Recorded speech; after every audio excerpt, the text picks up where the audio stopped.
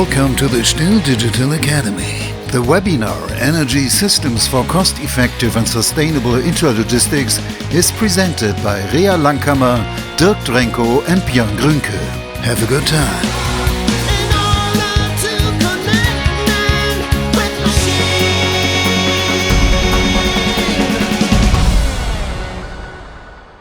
A very good day, dear audience. Today, once again, here at the Still Academy, we would like to give you inspiration and point out ways how you can solve your transporting tasks with a minimal use of resources. That means with the best possible use of capital, energy, labor and time. Or, to put it in a nutshell, to be simply efficient. To do that, we will be looking into the topic of energy a little more closely today, because that grows more and more important in intralogistics. Why is that so? Because Europe, in the year 2030 by the very latest, is to be working climate neutrally. Germany actually intends to reach that goal by 2045, which means that then CO2 emissions are either to be prevented altogether or to be compensated for through storage of equivalent quantities. To reach that goal, both the EU Commission and the Member States hold everyone accountable to do their shares through laws and regulations. For example, by means of high CO2 taxes, with expensive emission allowances, and with a complete ban on internal combustion engines, which, by 2030 at the latest, will mean that the electric drives becomes mandatory for all types of vehicles.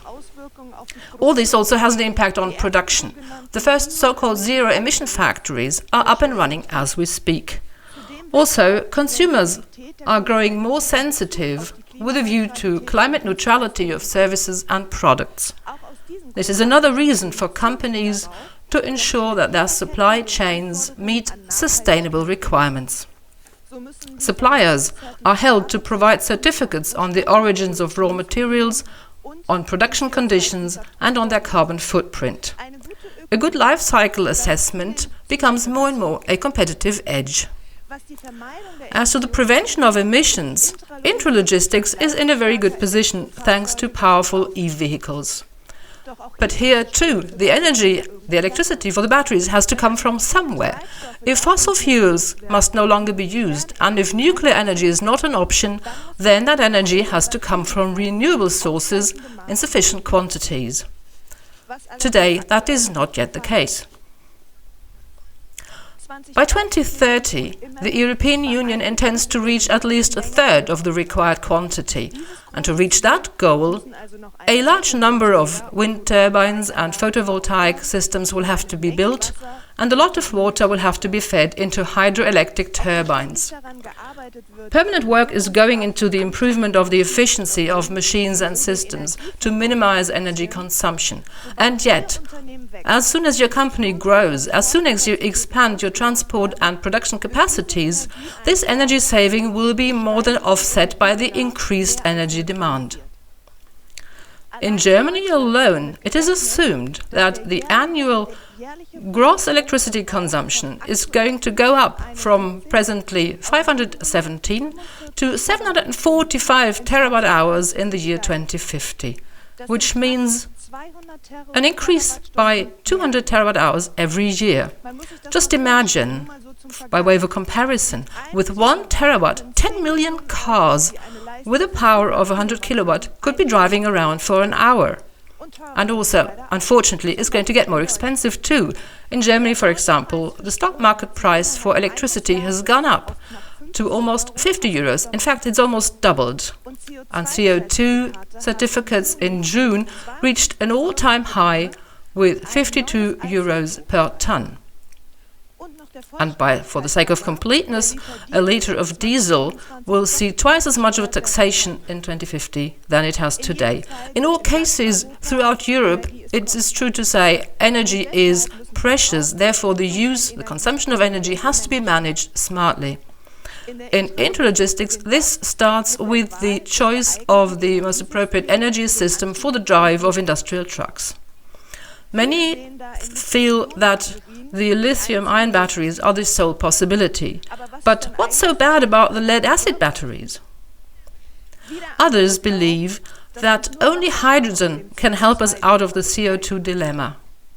This is a discussion which is accompanied by numerous different themes: optimum opportunity charging, network charging station, and the zero emissions factory. In view of this complexity, we see the storm clouds gathering, overwhelming even the logistics experts and leaving them with considerable uncertainties. Now, which energy system to be selected, whatever you opt for, it will have its impacts on the infrastructure of your warehouses and production sites, on the choice of your transport system, on your operating costs, and last but not least, on the scope of your investment. Now, to shed some light onto that energetic darkness, we hope to be able to provide some useful guidance today, so to speak, to charge your batteries of insight. Now, who would be better suited to do that than the two experts who are here? They're actually buzzing with energy and can't wait to share their knowledge with you. And I'm sure they will be very happy to do that. We have here the two product managers for energy systems, Dirk Drenko. Hello, Rea. Ladies and gentlemen, welcome. And Björn Grünke. Thank you. What a charming welcome, Rea. Welcome, dear viewers. Now, you two are very close to the technical developments. You know intralogistic processes from your own experience. You are permanently in touch with logistics experts, and you know very well, in terms of energy management, where the painful spots are, so to speak. And to help find the right solutions and strike the right strategic decisions. I think that is your mission, and to fulfill that mission, I'm sure you have brought a lot along for today, and that is why I will leave the stage for you in a moment. I will look at the ingoing questions in the meantime, because as always, you, dear audience, have the possibility to ask questions in your preferred language to our experts. The questions will be answered at the end of the presentation. And should there not be sufficient time during the streaming, then you will, as always, receive a complete documentation of this webinar, including all the questions asked and their detailed answers, of course. So I'm looking forward to your questions, and I see you later. The stage is yours. Thank you, Rea. Well, thank you. Thank you very much, Rea, and see you soon. Right. Well, what it's about in a warehouse. Excuse me, Björn, for interrupting you right at the start. I have prepared something. Wow, not bad. You could nearly call it magical. And it'll get even better. Wow, no, that actually helps me a lot to get started. So let me start over. So, in a warehouse, what it's all about is to be as efficient as possible in managing energy. And the first question that arises is, what consumers do we have for energy? We have the lighting of the hall, which goes on or off. And Björn, a little thing, don't forget about administration. When they switch on all the coffee machines at once, 7 in the morning, that can lead to peak loads. Yes, definitely. And I personally, at home, I first switch on the coffee maker. But let's take a look at the overall picture. The main load is taken from the commercial vehicles, the transport systems, the industrial trucks. Well, and again, not bad. Thank you. Well, how much load they pull depends not only on the type of vehicle, but also on the size of the fleet. Now let's take a closer look at how their energy use can be managed most efficiently, and because the aim is to avoid CO2 emissions, we're getting rid of the combustion engine. Exactly, and energy management starts exactly here in the system that provides the power for the truck. And this is a difficult decision. There are various options. One is the lead-acid battery, until now the most common system. Then we have lithium-ion batteries and fuel cells. Other options are natrium-ion batteries. This is what we're not going to look at the moment. But every one of these systems has its specialities and special requirements in handling. But which is the one that is most suitable for you is what we will find out in a minute. because to get to a sustainable, efficient and economic solution for you, we have to look at the whole. Your transport processes, the turnover capacities you need, and of course the infrastructure of the warehouse. Exactly, and if you do that, we believe that there are 5 criteria that we can apply to determine which is the ideal system for your needs. And of course, first of all, it's about the availability of the vehicles. That means we have to clarify how much energy can the system provide for what period of time? And is the availability of the vehicles limited because there are downtimes because of battery changes or charging times? Quite right. Another criteria for economic efficiency is to look at the infrastructure. Here, each of the system has its own requirements. We need charging station, maintenance, and the setup of the energy supply. And of course, then there's the cost decisive criterion. First of all, for the initial purchase, so you have to determine how costly that is.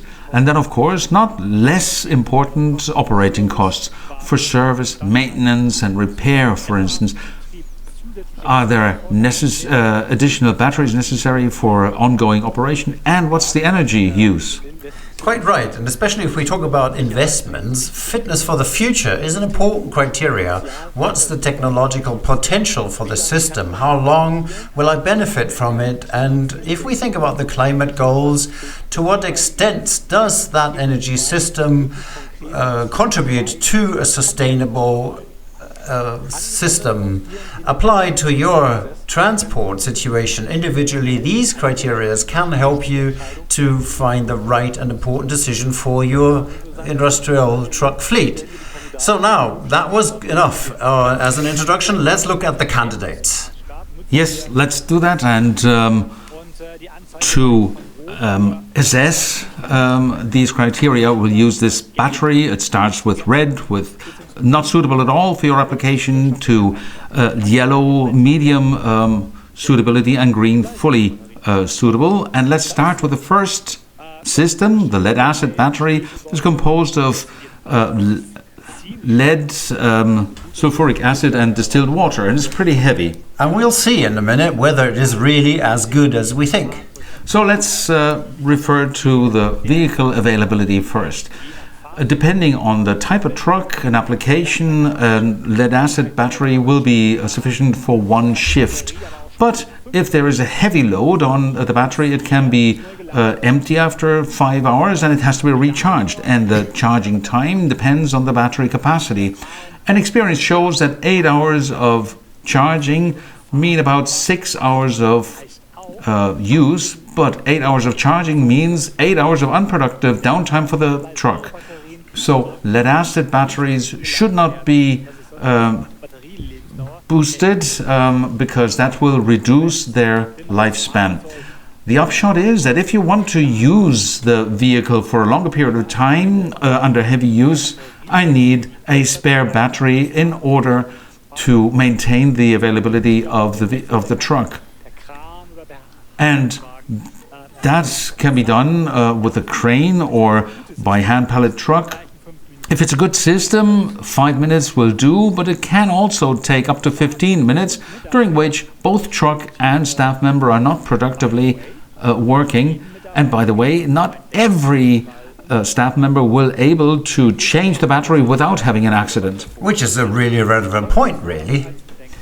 Yeah, it happens more than you would think, unfortunately. And then another important aspect for availability, lead acid batteries require a lot of service and maintenance. Their acid level has to be verified, etc., etc.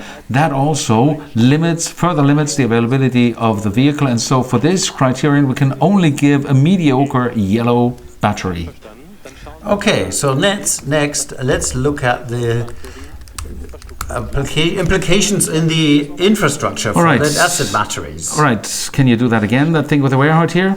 Not bad, great show. That's one of my easiest exercises. In this warehouse, we assume a number of 30 trucks in multi-shift operation, real high turnover.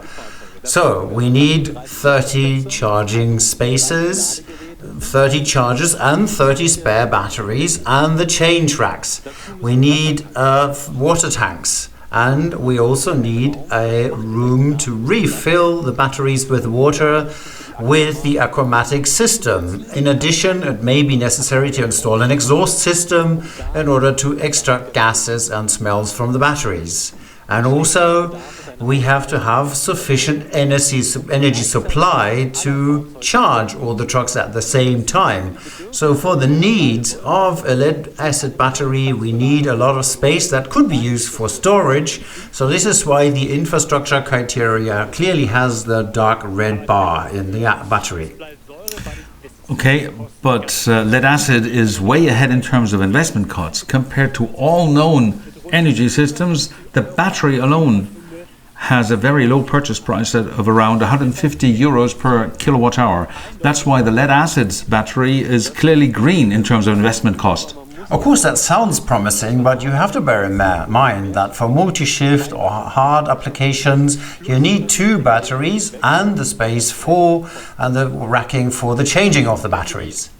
Yes, of course. And when we take a look at the operating costs, then a lot of add-on costs come on top, and the main drivers here are service and maintenance costs, because incorrect charging, overuse and lack of care, well, can drastically reduce the life cycle. And if you want your battery to live long, you have to have it maintained and serviced regularly by specialists. And another cost factor is the battery change, because during this time the vehicle is down, the truck can't move, and this is downtime, time lost for production. And then, of course, the cost of electricity, and this can be actually exacerbated if all the trucks are charged at the same time after the end of the shift. Why would that be more expensive? Because the utilities make a distinction between the base rate and the peak load. So the peak load is the basis for definition of the pricing. The utilities use the average of peak of loads over a 15-minute period. The upshot is that if you reach a certain peak only once a year within 15 minutes, you pay the higher rate for the whole year. So the lower the peak rate, the lower will be the energy cost. So for the operating cost, that is why this only leads to the yellow battery for the lead-acid batteries. Yes, absolutely. And to be honest, all the figures from the field also show this, particularly because of handling and maintenance. Okay, and as far as the fitness for future is concerned, we have to say that this technology is fully matured. On one hand, we are not to expect any shorter charging cycles or higher performance on the other side. Still, quite surely, it'll have its right and it will be produced in the future. As far as sustainability is concerned, the battery, we know, has many environmentally hazardous substances in it that have to be recycled and taken care of, and that needs energy. Again, lead-acid batteries, therefore, in the medium term could be threatened to be not eco-friendly at all anymore. So, leaving these restrictions aside, this battery type still will be reliable and well usable for the system in the next couple of years. Certainly, and it's especially useful for those users who use only a small number of trucks to cover only a few working hours. Or for those who don't want to invest much. Still, the future requires more. This is why the future fitness for that lead-acid battery will only get 3 yellow bars in the battery. So let's look at the overall score. It is so-so, I would say. So Björn, let's come to the most praised lithium-ion battery and let's look what happens there. Yes, let's. And here it is. Several cells filled with nickel, manganese and cobalt, or even lithium iron phosphate, and completely without water. Again, let's start with truck availability. To what extent is it influenced by the lithium-ion system in terms of capacity? For the same truck availability, a lithium-ion battery can be smaller than a comparable lead-acid battery, because a lithium-ion battery can be boosted at any time without the battery being damaged or its lifespan being reduced, and that increases the flexibility of the round-the-clock usability, availability of the truck without having to change the batteries. So even in multiple shift operation, you have higher availability. And what's particularly comfortable is that with a onboard charger, you can recharge, boost the battery at any given time, whenever there are breaks, not only during the lunch break, but also in goods in when the next truck is held up in a traffic jam. And as far as the charging times are concerned, experience shows that 1 hour of charging is 3 hours of driving, simply because the charging is very quick in a lithium-ion battery compared to a lead-acid. It takes the same amount of energy in half the time, and during operation it has a constant power level, and the power doesn't drop, as we know from lead-acid batteries, who tend to drop their performance in the last quarter of the charging level. Absolutely. By the way, that is very much to the displeasure of drivers who are actually slowed down by the slower lifting and driving operations, but that's only by the way. Another plus for availability of the lithium-ion batteries is the ease of handling. There is no extra maintenance or care that staff members have to engage in. No additional downtime needs to be planned for, and this means that the lithium-ion system has very highly flexible availability, and this is why this system gets the fully charged green battery. Clearly, all of these features have an impact on the infrastructure in the warehouse, and Dirk, maybe it might be time again for your abilities, your magical something there. Well, you're making fun of me, I think, but no problem. Here you go. Cool, thank you. Okay, so let's look at what we have in this setup compared to the lead-acid setup. Of course, lithium-ion batteries also need chargers, and they are over here. But the space for the 30 spare batteries and the change racks can be used elsewhere. Due to opportunity charging, 1 battery per truck is enough. The space for the water tanks and the exhaust systems is not needed here, because lithium-ion batteries do not need water and don't produce gases. To allow opportunity charging everywhere, it is also possible to install some mains plugs along the driving routes, and that will stop the truck from idle and empty traveling to the charging staging. And the condition, of course, is that the truck needs to be fitted with an onboard charging charger. Lithium-ion batteries can be charged very quickly, and this is why it could be possible that a lot of energy is needed to charge the trucks at the same time. Exactly. So we can already say overall little need to create a special infrastructure, and compared to a lead-acid battery, we gain a lot of space for additional warehousing space. But of course, as the batteries also need a structure, it'll get 4 or 5 charging bars in the battery.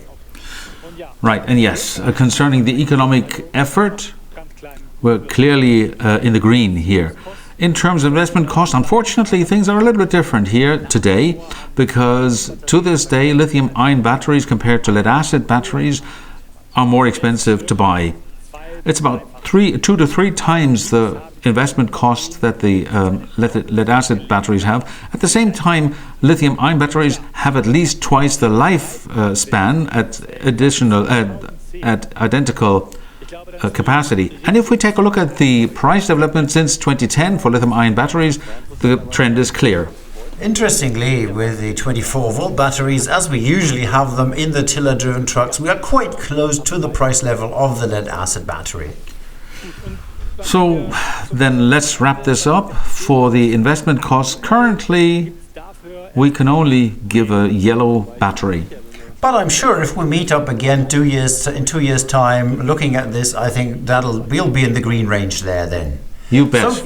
So far on the investments, and we look at the operation costs now, and if we look at the transport processes and see what opportunities we have to fully use lithium-ion batteries there, the high investment cost will be compensated by the low operation cost. And I can feel the skeptical glances here. Of course, we have to look at the individual cases, and that needs to be looked at in great detail.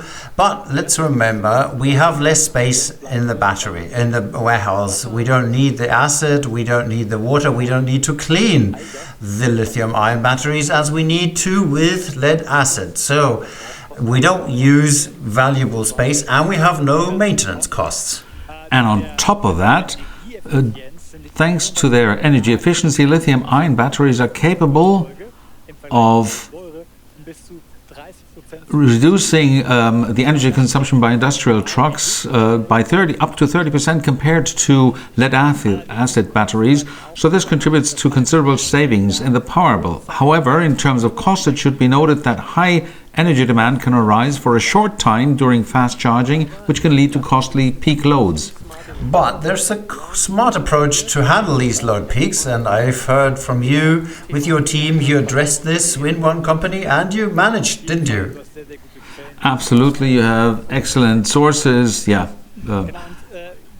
yes, and this example might take people's skepticism vis-a-vis the lithium-ion battery.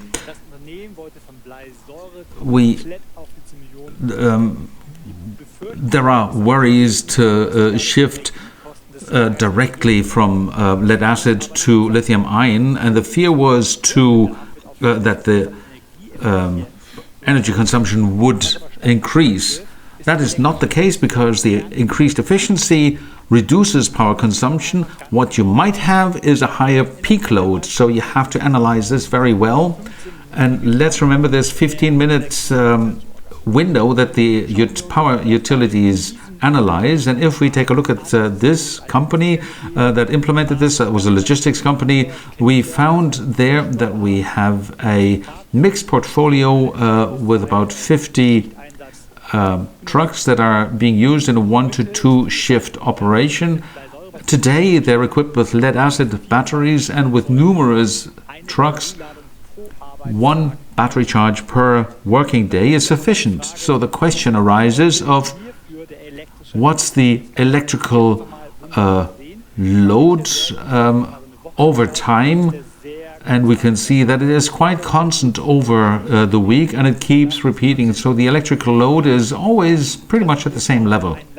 Now let's take a look at the details of a load development. Let's take a look at a Tuesday, and then we can see that the warehouse wakes up at about 5 a.m. So the hall lighting is lit, IT starts up. Don't forget about the coffee machines. The coffee makers, yes, they're very important.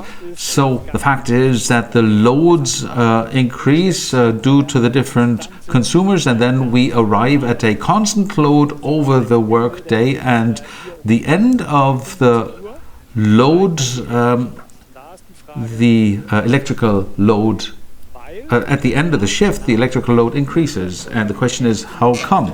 Because the industrial trucks start charging their lead acid batteries, and after a number of hours they are fully charged, and you can see that at the end of the day at about midnight you have the status of night load, and now you have the lowest energy requirements, and that is exactly what we can kick in order to save money.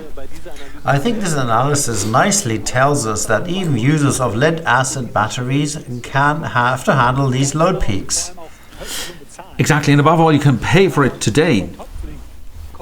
And on top of the costs per kilowatt hour, and if you consider, depending on the energy supplier, the power can cost 45 to 80 euro per extra kilowatt, and then it makes sense to try to avoid these peaks.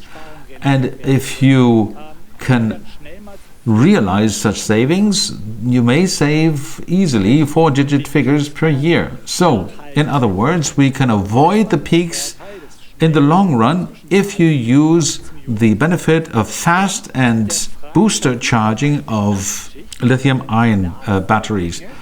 Because by charging during the night, you can really delay the charging processes. And because a lithium-ion battery only needs 3 hours to fully charge, you may start the charging process at 2 a.m. and then at 5 a.m. when the warehouse wakes up again, all the batteries are fully charged and ready for operation. And what's also beneficial is that the charging process can be interrupted at any given time without any damage to the battery, which would not be possible with a lead-acid battery. And with these technological advantages, the lower energy need of the night can be used in order to reduce overall energy costs. Sounds great. So what did you do concretely? Well, we introduced a smart charging management, so we equalized the charging in terms of time. And this required not only the analysis of the transport process, but also the use of such configurable chargers. A good lithium-ion charger has as a standard setting options to configure the charging power in conjunction with calendar functions. Days of the week, time or maximum charge level of the battery can be directly set at the device and can always be adjusted to current needs. So now, again, what money did you save the logistics company? A quite justified question, and that is always something we have to take a look at. By equalizing charging, we were able to significantly reduce the peak load, thus reducing operating costs, and the customer can now enjoy €6,000 worth of savings per year. Great, so you didn't just take him the fear of lithium-ion, and you saved cash for him. Great. So that only results from the smart application of the hardware? Right.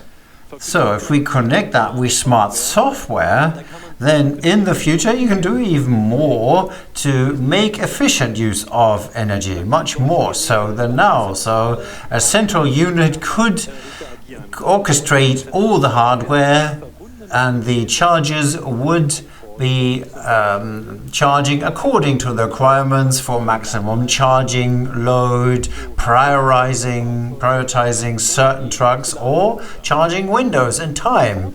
The benefit of such a networked solution is that there is a better range of freedom to make the trucks available and make good use of the energy load.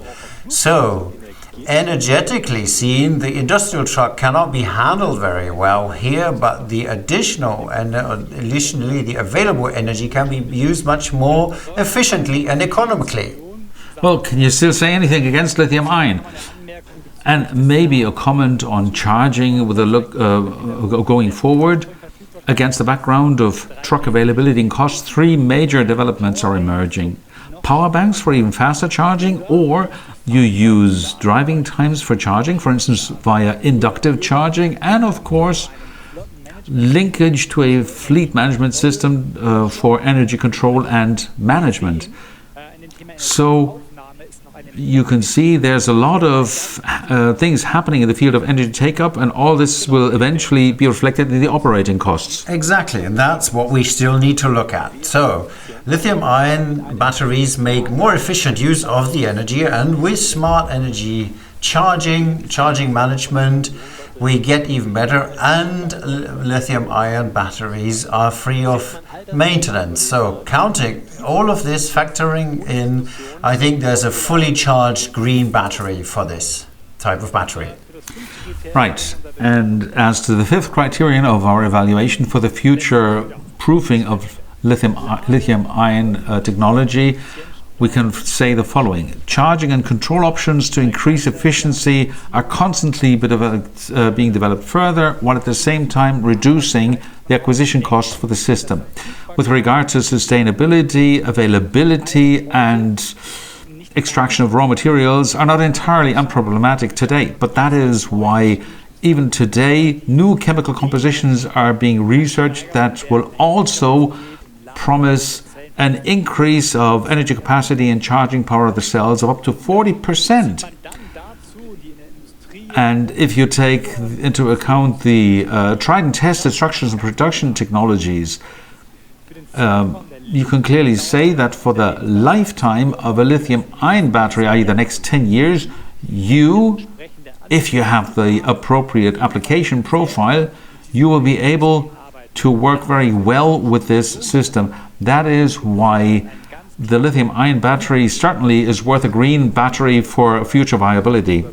Good, so let's have a look at the overall for lithium-ion, and quite honestly, it looks quite cool and quite green. Not bad at all. Let's come to the third candidate, which is the fuel cell technology. That's the system we need to look at. The speciality of this energy system is that the electric power is created inside the truck. It's important to know that when in intralogistics, when we talk about fuel cells, we always refer to a so-called battery replacement module, which is here already.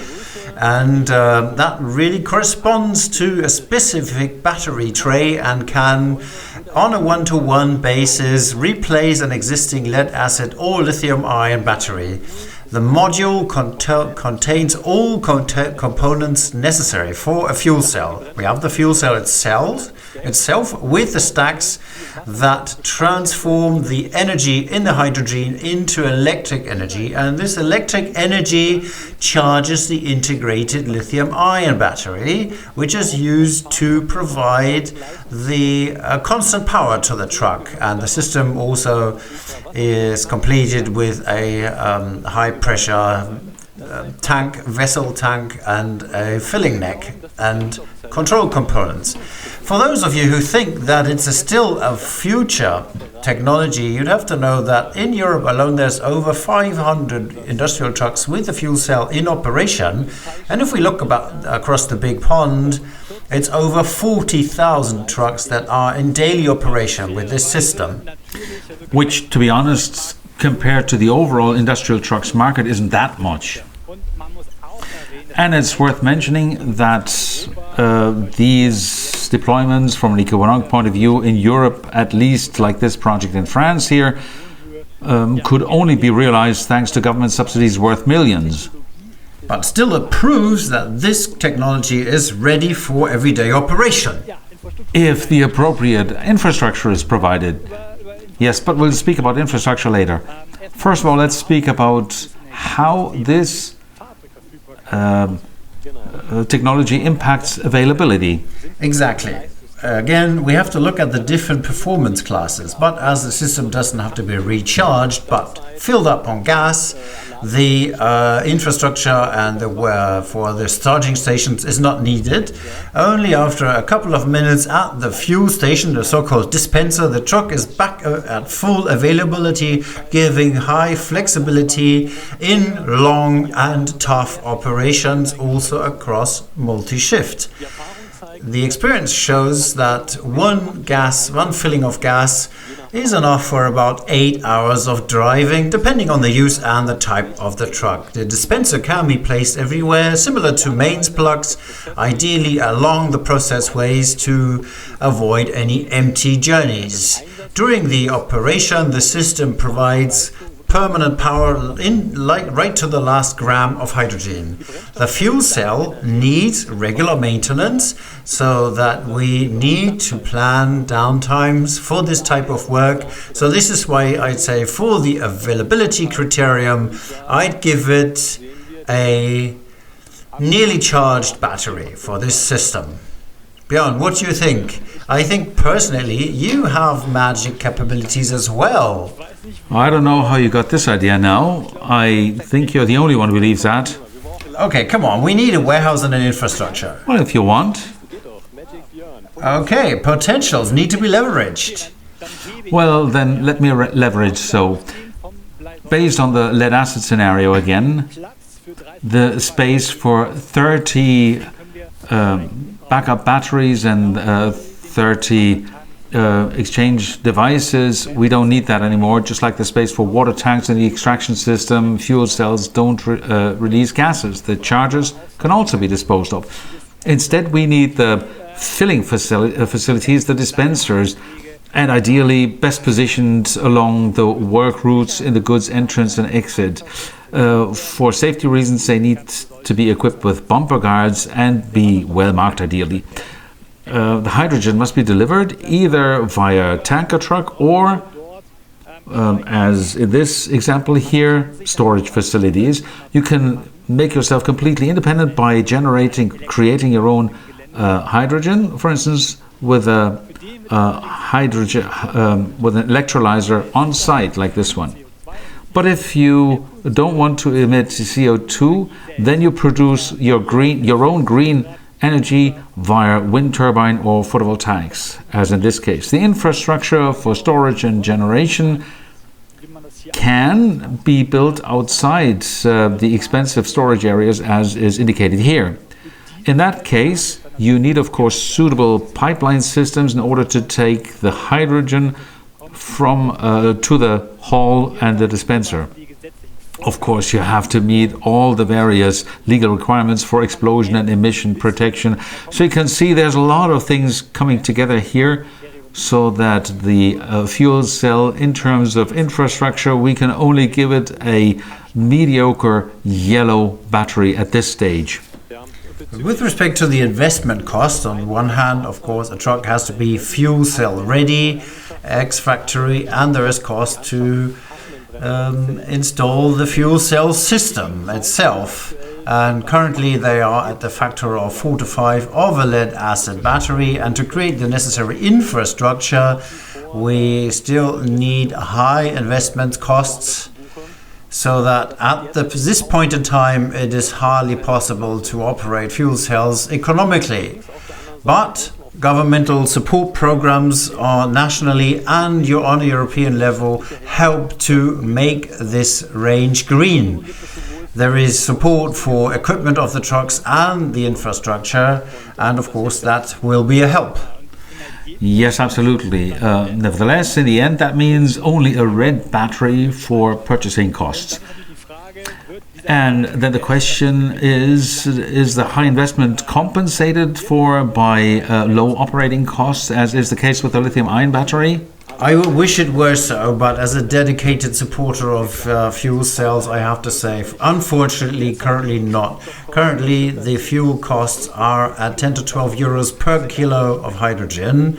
Just to compare, the kilowatt hour of electricity created from hydrogen is 5 times as expensive as the kilowatt hour of directly created electricity, mainly due to the high transport costs. So with the estimates are that by 2050, to deliver the climate goals, up to 45 million tons of so-called green hydrogen have to be imported, made to Germany, mainly from countries that have better conditions to produce it.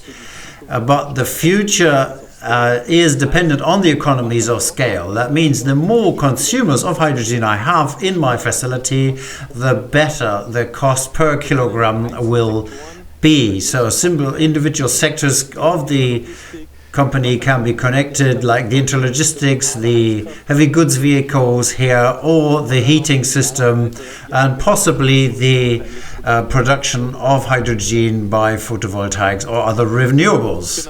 And with respect to maintenance and service for the energy system and the infrastructure is also connected to considerable costs. So even though it is hard for me to say so, unfortunately I have to give it a red battery, at least for 2022.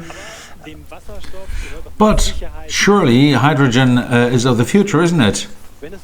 Well, if the goal is to avoid CO2, this technology is only sensible if the hydrogen is created from renewable energies, so that it's really green. That of course applies to any type of electricity, but creating hydrogen, producing hydrogen requires much more energy. A good plus with sustainability is that to create and produce the stacks, no rare earths are used.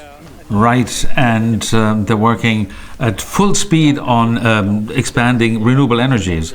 Quite right, like lorry makers or utility companies, big logistics companies work in producing the respective infrastructure.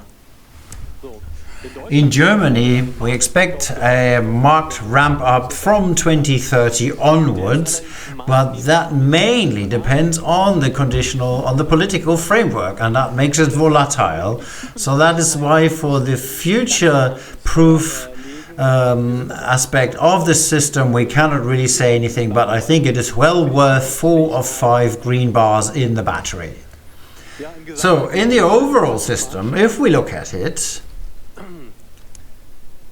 even though it has 2 red batteries, I would say that shouldn't scare anybody off, because the fuel cell for the operation in the company makes sense, because it is connected to a number of benefits. For example, substantial increase in productivity, shorter filling up times on gas, and the smaller requirement of space for the infrastructure, and no worry about load peaks. Fair point. If we take a look at the overview now of all the energy systems, then it becomes clear that every energy system offers different opportunities in order to use the costly and precious resource energy in an efficient and ecological way. And with the lithium-ion battery, over the next 10 years, you will be best placed to do this. Because with the lead-acid battery, you can't flexibly and economically work responding to the ever faster changing transport requirements, and the fuel still lacks the necessary infrastructure in the midterm. Exactly right, and as we can expect, because it is politically demanded and supported that the market ramp up for fuel cells will start in 2030 in the EU, the fuel cell drive will be the general drive in logistics, because otherwise it will not be possible to operate HGVs in that area. And if there is a fuel cell infrastructure by then, that will also be available for production facilities and logistics centers, then it will make sense to take this clean energy system to drive industrial trucks, always given the condition that the CO2 is produced CO2 neutral. Hi, Rea. Hi. Dear Dirk, dear Björn, thank you very much for giving us such a comprehensive insight. I think 2030 is going to be truly a kind of a magic date. But until then, so for the length of the service life of a battery, as I've just learned, right. What should, for example, a head of logistics bear in mind when thinking about making investments in the energy system or giving them a changeover? And now here's a challenge for you, because to answer that question, you are both only granted 2 sentences each. 2 sentences? That's not easy for me. My first sentence would be, I think that the transport processes should be clearly analyzed in order to define the actual energy capacities required and then to control them according to needs. Dirk, what's your advice? My advice would be invest today into trucks that are ready to change the energy system in the future. Okay, Björn, your second sentence? Well, because energy management is about more than just the battery, I think we should make sure that the interfaces between truck batteries, charging devices and control software are ideally coordinated with each other in order to enable smooth and thus efficient interaction. Yes, and I would think that is best possible if all components come from a single source. Absolutely. It's always an advantage, and the advantage becomes even greater, of course, when these components shine in a beautiful orange. Beautifully said. Have you thought about joining the marketing team? Oh, well, I'll see. Dirk? Well, my second advice would be one should not be confused by all the options that are available, because the technical most innovative solution is not always the most economic solution. So that is why I advise you to get competent consultation. That's a clear recommendation, and I say we can begin right away to give advice, as we have received a number of questions in the meantime. I have them here on my iPad, so I'd say we start right away. Yes. Let's begin with the lithium-ion. Good. Question: can the lithium-ion technology also be deployed when temperatures are below zero? Yes, you can use our shiny orange batteries ex-factory at temperatures below zero. It's possible. Then a question for the fuel cell expert. For what applications are fuel cells suitable? Well, design-wise, it is always recommendable to switch the fuel cell on in the morning and switch it off at the end of the shift. So ideally, it is switched on throughout the day to generate energy. And these are usually applications that have more than 1,000 hours of operation per year. So ideal will be 2 to 3 shift operation for this type of fuel system. And as we're talking about this topic, how long can you keep going on one fill-up on gas? As I just tried to sketch out in the presentation, up to 8 hours would be possible with one tank filling. But in real life, it differs. I can drive with half a tank from Hamburg to Berlin, but I can drive the full tank empty the full tank on that same distance. So it means I can operate up to 8 hours my lift truck. But if there's lots of ramp, heavy loads, fast acceleration, it can reduce to 4 to 5 hours. It always requires an analysis of the work cycle, and then it depends on how long it is possible to drive. Okay, thank you. Then the next question. This one is about the amount of energy. So a predefined amount of energy is not to be exceeded. How can I ensure that that won't happen? I think it's a battery question. Exactly. I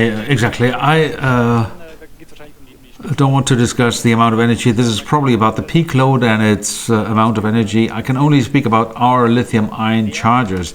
And ex-factory, they offer the option of configuring them to a certain value of energy that they take from the outlet at any given time, so that if a value is indicated that a certain outlet provides a certain amount of energy, then we can program this to our charger, and this will stick to this. Can certain vehicles then be prioritized?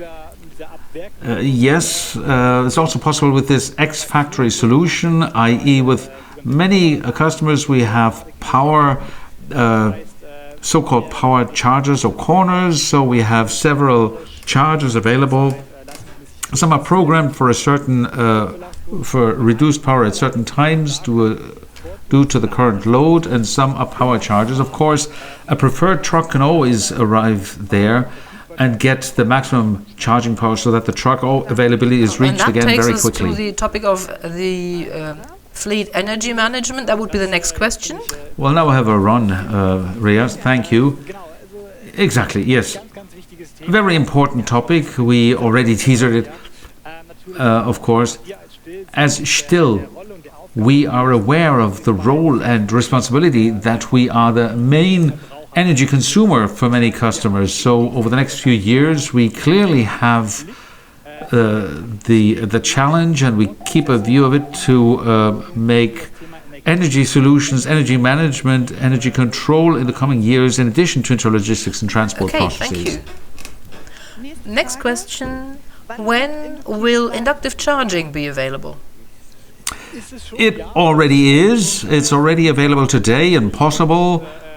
For instance, our tow tractor, the tugger truck, is already charging inductively during operations that means it has a preferred route which keeps repeating itself, and that is good for the tugger truck, so we can use inductive charging here. For the wider portfolio, this is not available.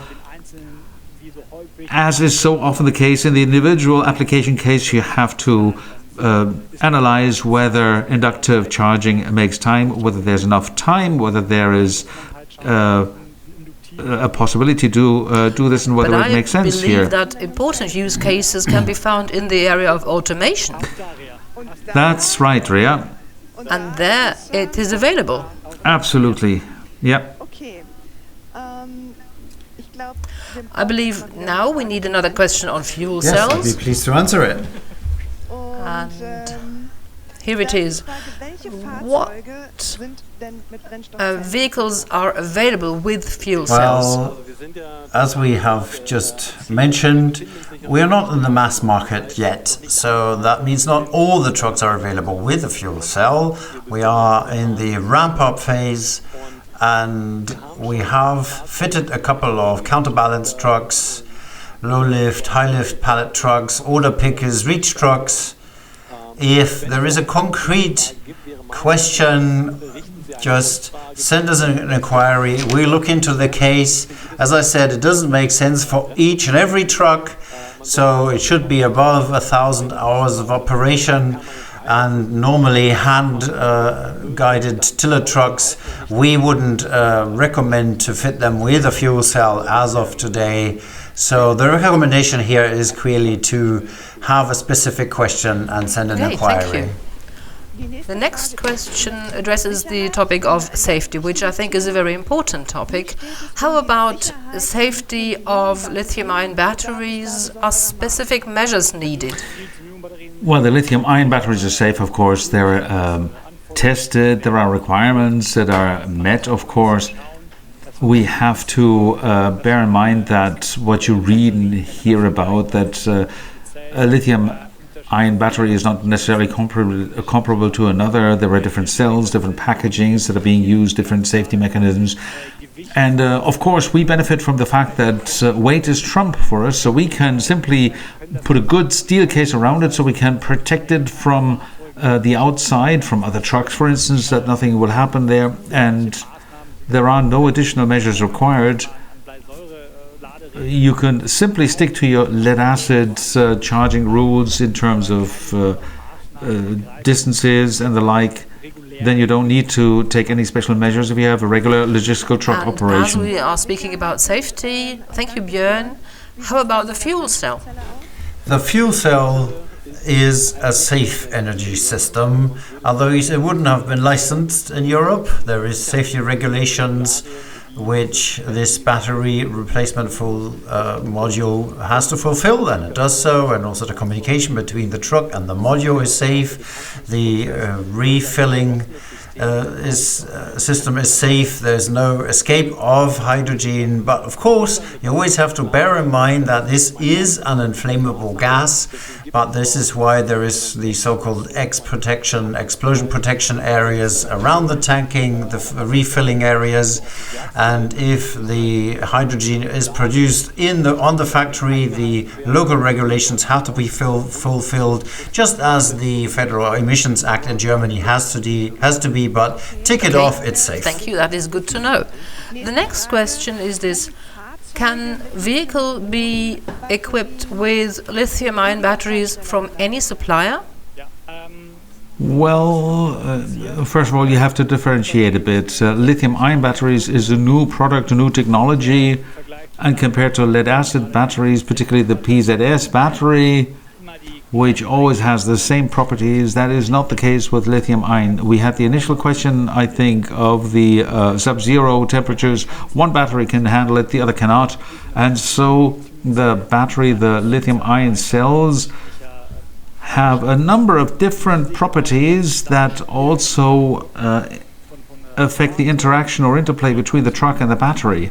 Of course, there are certain operating conditions that can be critical if they're not coordinated and tested. So that means that there is no blanket approval or possibility that you can use any lithium-ion battery in an industrial truck. that always requires testing and evaluation, technical evaluation to make it safe. Okay, thank you. And as we're speaking about the batteries, here's another important question. How about the raw material recycling?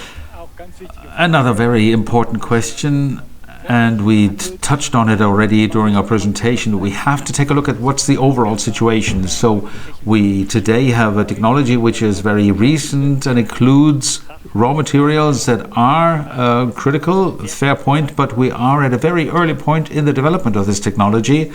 And we've seen over the last few years that prices are changing, but also the composition of the cells. So the amount of critical raw materials is being reduced, and at the same time the performance parameters are changing.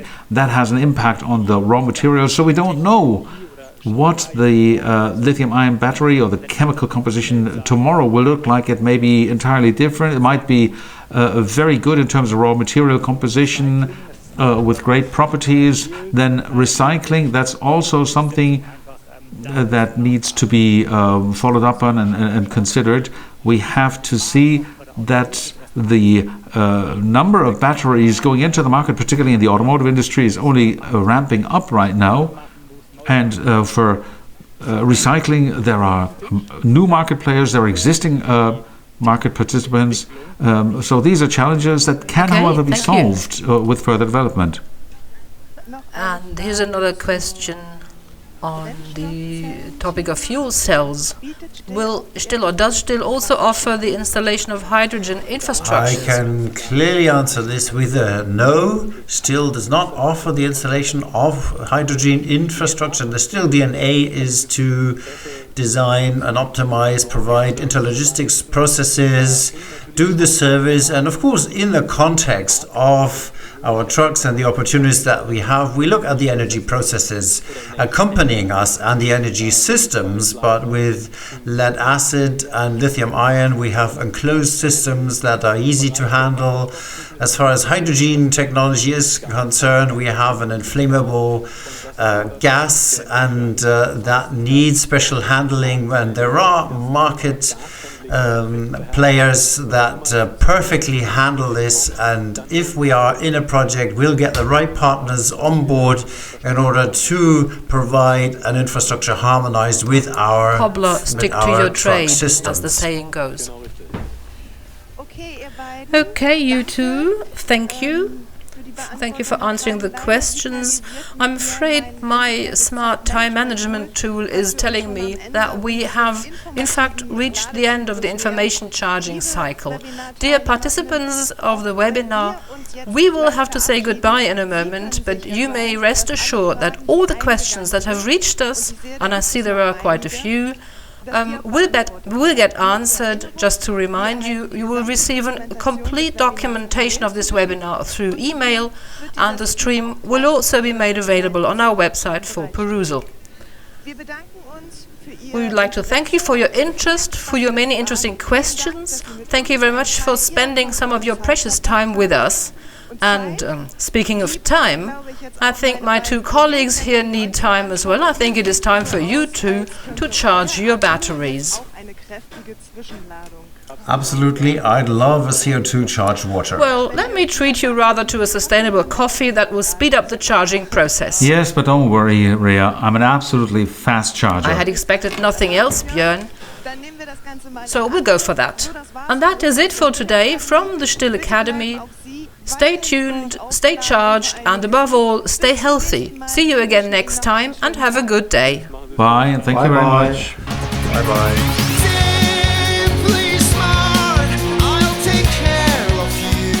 Ladies and gentlemen, thank you for joining the Still Digital Academy.